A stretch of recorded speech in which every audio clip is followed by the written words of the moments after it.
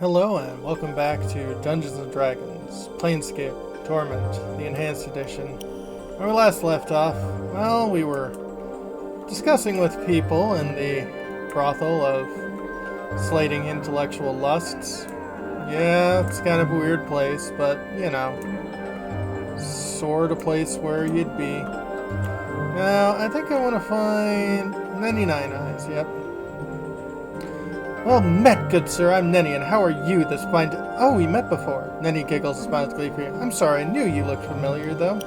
Sorry, Nenny, I just had some questions. Please ask.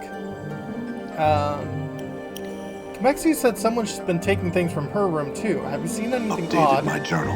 Nenny's eyes suddenly go wide. Oh, that's right. You know, I once saw a man sneaking out of Kamaxi's room while she was out talking to a patron. I watched the front doors all day, but he never, ever left. Isn't that odd? I don't think that you could have made his way out the window, so I never figured out where he went. And then I totally forgot about it. Weird, huh?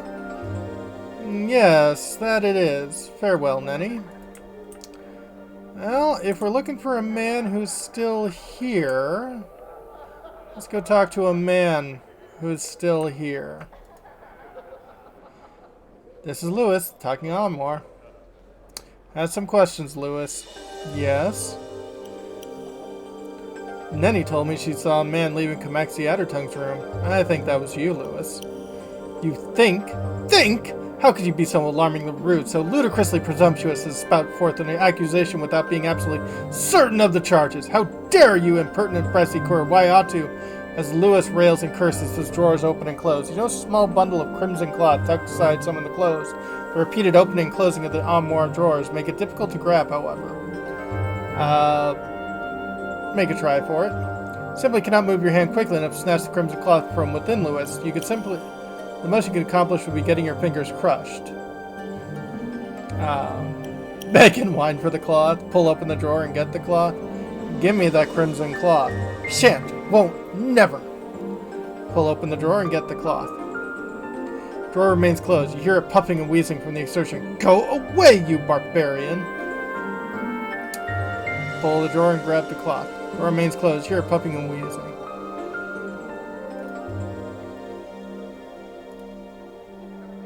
Beg and whine for the cloth. Oh, please stop that rubbish. It's quite tiresome and transcends all known meanings of the words boredom. Give me that crimson cloth. Shan't, won't. Beg and whine. Beg and whine some more.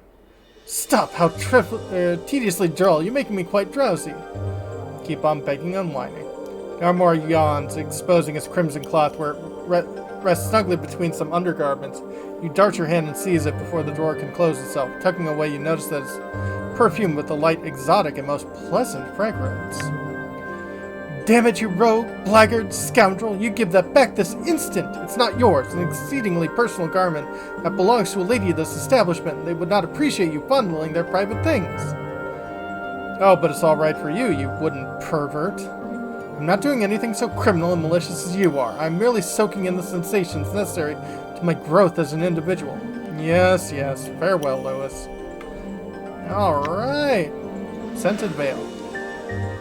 Beautiful perfumed crimson veil. Whatever textile is made of is so light and gauzy, it's like a sheath of pure brilliant color rather than an object of dyed cloth. More remarkable than the veil's appearance, though, is its scent. Doubtlessly one of the most intensely exotic and arousing aromas you've ever had the pleasure of inhaling. Okay. Well, it looks like we've got both the scent and the veil. Well, let's see here. We might not want to immediately send this off. Vivian greets you with a polite half-smile. Any luck finding my scent, perhaps? Yes, I found it in this red veil. Updated my journal. Vivian's eyes light up. How simply wonderful! She takes the veil from your hands, mutters a few words over it, returns it to you. Shakes out her crimson hair. In moments, you are surrounded by the most intensely exotic and arousing scents you've ever had the pleasure of smelling. That smells great. It does, doesn't it? She smiles at you. As you've done a favor for me, so I wish to perform one for you. Stand close to me, scarred one. Okay. Step closer to Vivian. She takes your hand and, turning it over, takes a single cautious sniff of your wrist. Phew! She wrinkles her nose. Vinegar, or embalming fluid. Here, I shall remove the smell from you. She mutters a few strange syllables, and a light tingling sensation spreads over your skin. In moments, your chemical reek lessens substantially. There, how's that? People should be less eager to avoid conversation with you now. Thanks, Vivian. Farewell. Charisma +1. Not bad. Not bad at all. And yeah, we're getting closer to that fun level up. I don't think everyone else is getting XP, which is a little annoying, but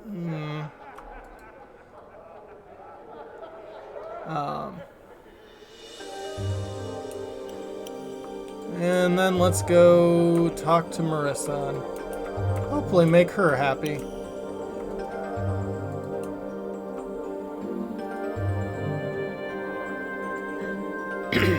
Marissa's cold and cruel voice hisses out from the darkness. It returns. You have a reason for coming this time, I trust, or just more of your pointless questions? Actually, I brought your Crimson Veil. Then you would please hand it over to me? Of course, here you are. Updated my journal. Hold the Crimson Veil before you feel her take it from your hands. Ah, yes, much better. 2 shining points of red light appear before you. She opens her eyes. So that's what you look like. Perhaps I would have been better off with my eyes shut. Well, farewell, Marissa. Yes, she has some questions. Why would I want to turn a Lim into a statue? That doesn't seem nice. What can you tell me about the silent prostitute? Yes, Echo. I knew another Echo once, though her name was written differently. I know nothing of this girl, though. Ask Delora of her. She made friends with an old lover of Echo's, I've heard. Okay.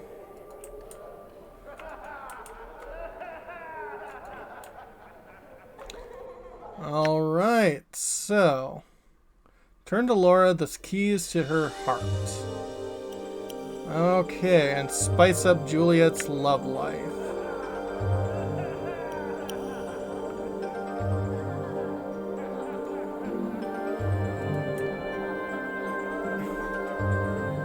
We also want to go into here.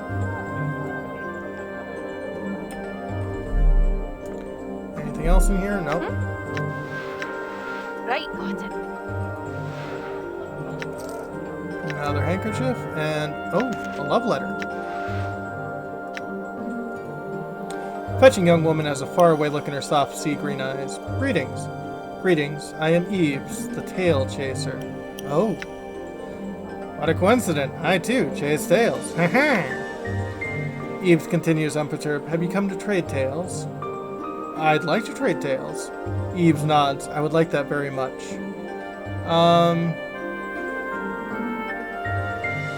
Tell her the stories of waking up in the mortuary. Eves leans forward to tell the tale of your waking in the dustman's mortuary. Seems to devour every word. As you finish, he smiles to you. I shall remember this tale. I, too, have a tale of the dustman, the chapters of dust. Go on. There are chapters in the Dead Book, a massive tome which the dustmen keep records of the passing of all lives of the eternal boundary. In this book there are chapters that are not but dust, and it is believed the names therein are lost souls who cannot die, but must suffer life eternally until history itself dies and grants them new release. Interesting. Got another tale to share you. Tell the story of the Alley of Lingering Sighs. Eves leans forward as you tell your tale of the alley giving birth. She seems to devour your every word. As you finish, she smiles at you. I shall remember this tale too, and now I have one for you. Before I begin, I must ask, do you know what a Modron is? Yeah, the people outside, but tell me more. Modrons are living creatures of total law, almost more machinery than living things. There are many different sorts of Modron, but all have their place in a very rigid, carefully organized hierarchy. So dedicated they are to the system that they cannot communicate with or even consider the existence of Modron who are not their immediate superiors or inferiors. I understand now. Then I shall tell you the tale of the clock and the Quadrant. Go on. Once upon a time there existed a Modron. It was newly created, its logic fresh and untested. It had come to Sigil, following commands of its Modron superiors. Go on. It knew nothing of but commands and dictates of obedience and passing along orders to its superiors. For you see, Modrons are only aware of the commands of their immediate superiors, and they have no grasp of higher authority, until this one. Go on. One day I came upon a small shop. Within there was a small clock which it could no longer tell time. It was cracked along the edges, the wheels of its hands broken. The modron immediately set itself to work on getting the parts to fix the broken clock. Go on. It made a new wooden housing for the clock's parts, replaced the bent springs, carefully filed and oiled the clockwork machinery. The carved new hands from the sparse metal available to it. The newly repaired clock's precise ticking reminded it of the great gears of Mechanist, and it comforted as much as any may comfort a modron. Alright, go on. And what the modron never came to understand was that it truly loved this clock it had worked on, and for reasons it could not explain, elected to remain in Sigil and be with the clock for the rest of its years. Interesting. I have another tale with you. Tell the story of Requiem's curse. Eve leans forward to you to tell the tale of Requiem's odiferous curse. She seems to devour your every word. As you finish, she smiles at you. I shall remember this tale, and now I have one for you. The Gilded Tale. Go on. Getting a lot of cheap experience points. Upon the plain of Yggdrasil is the Gilded Hall, where those sensates who seek the pleasure of the gullet and loin may be found. They indulge in these passions in earnest, never realizing that the doors of the hall never open. There's no clear path back to the Civic Fest Hall. They are the unwanted sensates, the ones that do not truly believe in the faction, but instead seek only pleasure for pleasure's sake. Are prisoners who do not realize they're such truly prisoners? Interesting. I have another tale to share with you. Story of the Alley of Dangerous Angles. Eves leans forward to you to tell the tale of Alley of Dangerous Angles, how it came to be. Seems to devour your every word. As you finish, smiles to you. I shall remember this tale. And now I have for one of you, the lady's suitor. Go on. Tale concerns a suitor, the Lady of Pain, one of the many over the years. He was a young man who was obsessed with the mistress of Sigil. He saw her everywhere, in every corner of the city. He would hear the rustling of her robes, the scrape of her blades, and grew infatuated beyond all reason. He had hoped if he had worshipped her that he would at last be able to see her, so worship her he did. Go on. He was found dead on the blood-soaked steps of his own home. Grievous stab wounds covered the whole of his body, but his eyes were opened wide, and upon his lips was a triumphant smile. Yeah, she doesn't like to be worshipped. Another question. Tell the story of Farad. Eves leans forward to tell the tale of the fall of Farad. She seems to devour your every word. As you finish, smiles at you. She'll remember this tale. Now I have one for you. Go on. Once a man who had experienced the most beautiful thing in the multiverse. It was his intention to place the experience in the Civic Fest Hall sensory stones, magical devices which held feelings and memories for an eternity, leaving them for others to partake of. Go on.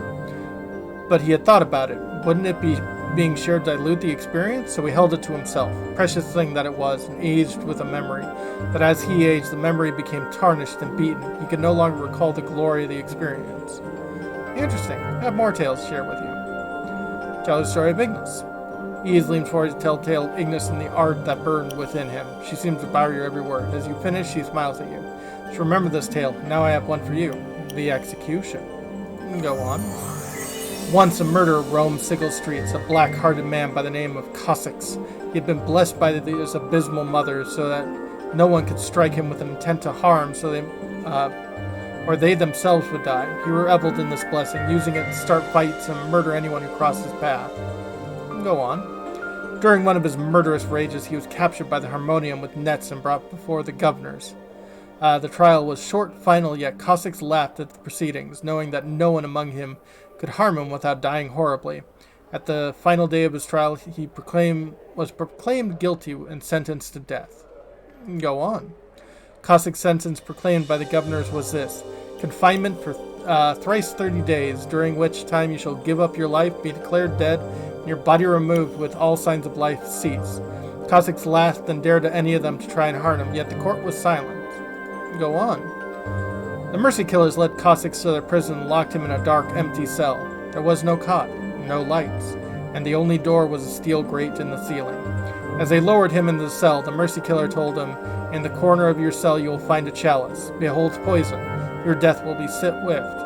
Aren't you going to execute me? Cossack snarled at the guard. No one in Sigil shall lay a hand on you with intent to harm, came the Mercy Killer's reply. Go on. Then I spit on your cowardice, Cossacks laughed, feeling the chalice in the darkness, then hurling it at the wall and shattering it. Its poison dripped from the walls and dried until no more. Come then, you will have to try to kill me now. Go on. But there was no response from the grate in the ceiling. It was then that Cossacks noticed the cell had no cot, no lights, and no food and water, and that remained was the shattered chalice, its poison gone, and for the first time Cossacks knew the icy touch of death's approach. In twice 30 days the grate opened, and Cossack's body, now cold, was taken from the cell. It had given up life, and the execution had been carried out. Ooh, very... Ask my companions if they have a story to tell. Mort, do you have a story to trade? Me? Why do I have to tell a story? Just tell a story, Mort. Fine, fine. Elderly man was sitting alone in a dark path, right? He wasn't certain of which direction to go. He had forgotten both where he was traveling and who he was, so he sat down for a moment to rest his weary legs, and suddenly he looked up to see an elderly woman before him. She grinned toothfully with a cackle and spoke, Now your third wish, what shall that be? Go on, Mort.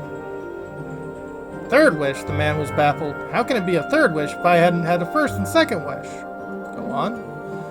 You had 2 wishes already, the hag said, but your second wish was for me to return everything the way it was before you had made your first wish. That's why you remembered nothing, because everything in the way it was before you made any wishes. She cackled at the poor Burke.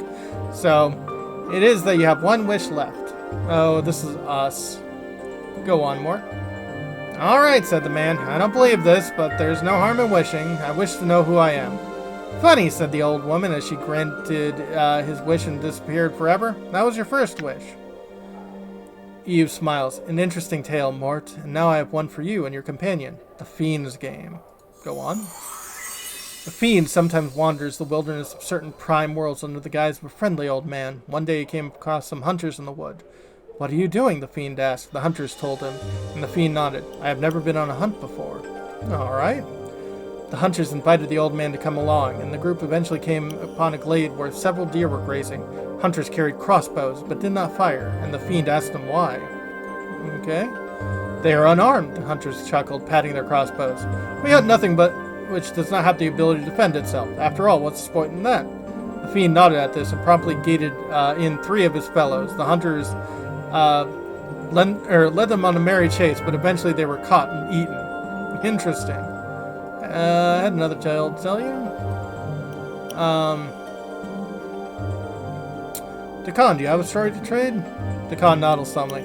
I shall impart the tale of Anaki drowning. Dakan tells the story of Anaki, foolish Gisrathi of myth who had become lost in the chaos of Limbo. Normally a single Gisrathi may use their focus and mental discipline to form the chaos around him into a small, habitable environment. Akaki, however, asked so many useless and unfocused questions in her quest to return home that her isle of matter dissolved around her, and she drowned. Eve smiles. Fascinating, Dakan. Let me share you and your companion another version of your tale I have heard. Dakan looks attentive and perhaps a little surprised. Go on, Eves. Eves goes on to tell a different version of Dakan's tale, in which Akaki was driven from the Gisrathi city of Shakator for constant useless prattling. One day she encounters Saladi on his way to the spawning stone. She hastily erected a wall of chaos matter, which even the ravenous Saladi found difficult to break down. Hungry, it waited and spoke to her through the wall. She asked it questions, then, as she became more absorbed in their pointless queries, the Saladi answers. Her own wall decayed and collapsed around her. Thus she drowned in the matter of Limbo. Interesting. Yeah, another tale. I'd very much like that. Ask your companions. Anna, do you have a story to trade? I am no good at telling such things I'm not. She frowns and waves her hands up, trying to shoo away the air. Don't be asking me for nonsense now. Eve smiles at Anna, but I'd very much like to hear your story. Yeah, please tell your story, Anna. Come on, already, Fiend, and you already had... Oh, sorry, Mort. Come on already, Fiendling.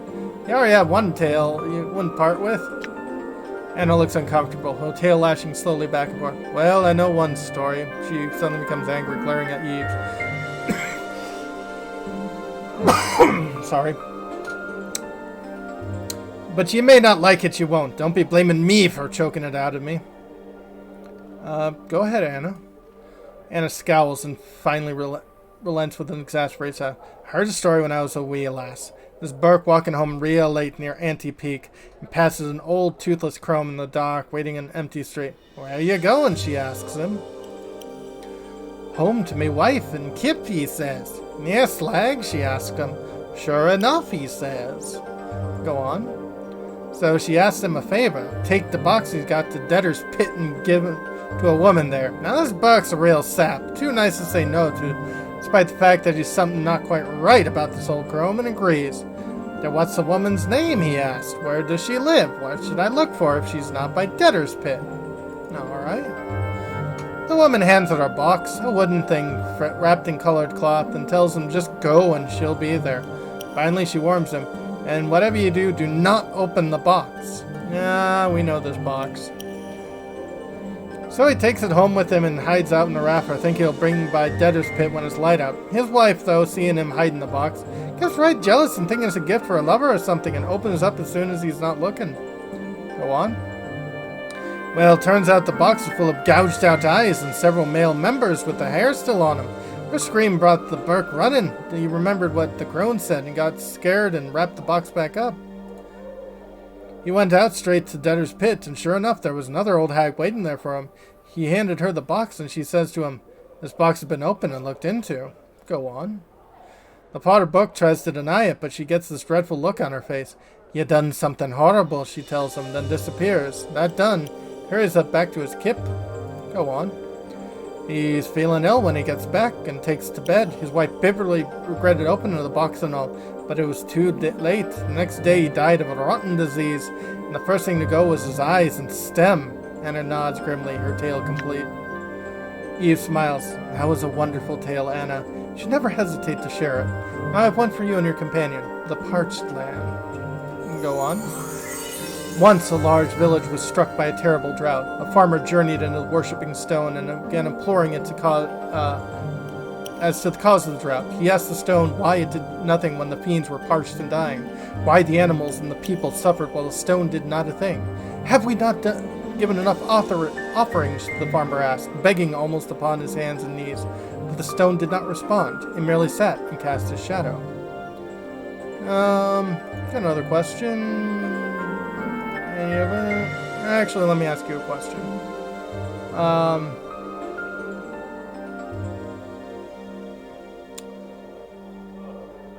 Let's see. Do you know anything about Rebel Puzzlewell? Tale of Rebel Puzzlewell. Well, Frightener of Children begins and ends with a question. What can change the nature of a man? Go on. Many are the times she posed this riddle to those who approached her, who sought to glean from the strange magic she had alone seemed to possess. All attempted to answer her query, but to no avail, and they found the price of the wrong answer to be some horrible fate, always more terrible than the last victims. To recount their various torments would be to speak of things the nightmares are woven from. Go on.